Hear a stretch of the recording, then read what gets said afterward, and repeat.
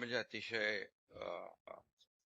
मनाला वेदना देणारी आणि मनाला चटका लावून जाणारी ही अतिशय दुर्दैवी घटना आज महाराष्ट्रात घडली आहे.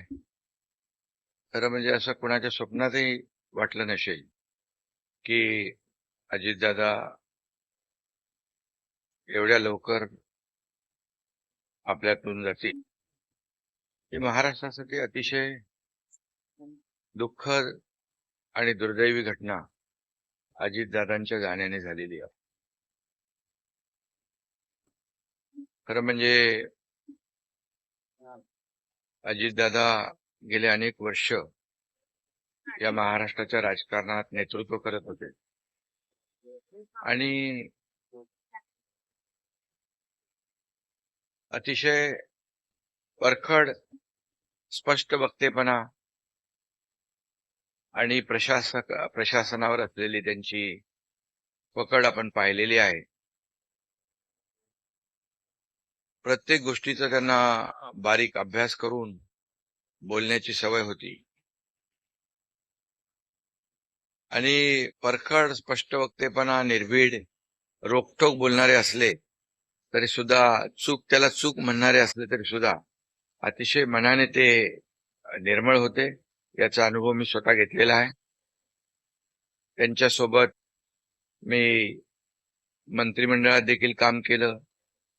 मी मुख्यमंत्री असताना त्यांनी उपमुख्यमंत्री म्हणून देखील काम केलं आणि जेव्हा मुख्यमंत्री मी असताना मुख्यमंत्री माझी लाडकी बहीण योजना किंबहुना इतरही योजना जेव्हा आम्ही सुरू केल्या तेव्हा आर्थिक जे काही घडी आहे किंवा आर्थिक तरतूद जी आहे ती अतिशय उत्तमपणे त्यांनी त्यावेळेस केली आणि त्याचा अनुभव मला आहे. आणि एकदा करायचं ठरवलं की ते अजितदादा करायचे. करतो, बघतो, पाहतो असे शब्द त्यांच्या डिक्शनरीत नव्हते. व्हायचं असेल ते तात्काळ करायचे, नसेल त्याला नाही म्हणायचे. असा स्पष्ट वक्तेपणा या महाराष्ट्राने पाहिलेला आहे. मी असेन, मुख्यमंत्री देवेंद्रजी असतील, अजितदादा असतील, आम्ही टीम म्हणून काम केलं, टीम म्हणून काम करतो. आमच्या वेळाही कामाच्या वेगवेगळ्या, मी पहाटे उशिरापर्यंत काम करतो, अजितदादा पहाटे लवकर काम सुरू करतात, देवेंद्रजी दिवसभर काम करतात. आणि अजितदादांनी 6-6 वाजता देखील अपॉइंटमेंट दिलेल्या अधिकाऱ्यांनी आणि लोकप्रतिनिधींनी पाहिलेल्या आहेत. अतिशय वेळेचं महत्व आणि वेळेचं भान ठेवणारा नेता हरपलेला आहे. खरं म्हणजे काल परवाच आमची एका कार्यक्रमामध्ये भेट झाली. सरन्यायाधीश आपले भारताचे मुंबईत आले होते आणि ते येण्यापूर्वी आम्ही तिथंच एका चेंबरमध्ये बसलो होतो आणि त्यावेळेस झालेल्या चर्चा, गप्पा गोष्टी, आजही सकाळी जेव्हा मला त्यांची ही घटना कळली तेव्हा तेच समोर त्याच आठवणी काल परवाच्या येऊ लागल्या. खरं म्हणजे माझ्यापेक्षा ते राजकारणात देखील अनुभवी नेते, गेल्या अनेक वर्षापासून तर त्यांचा अनुभव, वयाने देखील माझ्यापेक्षा ते मोठे होते माझ्या आणि अनुभवाने देखील. आणि म्हणून त्यांना राज्यातल्या अनेक विषयांचा गाढा अभ्यास होता. अनेक विभाग त्यांनी हाताळले होते. त्याचा राज्याला फायदा होत होता. मंत्रिमंडळात देखील ज्यावेळेस काही विषय यायचे त्यावेळेस आपल्या राज्याची आर्थिक परिस्थिती अशी आहे, आपल्याला सर्वांना काटकसर करावी लागेल, अशी अगदी निर्भीडपणे सांगणारे अजितदादा देखील आम्ही अनुभवलेत. शिस्तीचा नेता म्हणूनही आम्ही अनुभवलेला आणि त्यामुळे त्यांच्या जाण्याने फक्त पवार कुटुंबियांचंच नाही तर संपूर्ण महाराष्ट्राचं न भरून येणारं नुकसान झालेलं आहे.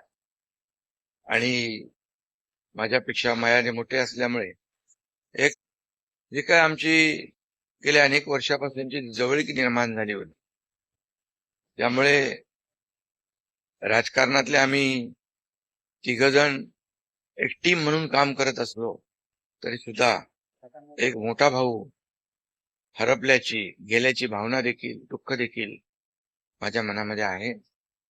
आणि मी त्यांना भावपूर्ण आदरांजली अर्पित करीत असताना मनामध्ये फार दुःखाच्या भावना आहेत. त्यांचं कुटुंब हे दुःख पचवण्याची क्षमता, डोंगरा एवढं दुःख आहे, ही क्षमता ईश्वराने त्यांना प्रदान करावी. कुटुंबाचंच नाही, संपूर्ण महाराष्ट्र झालेलं आहे नुकसान.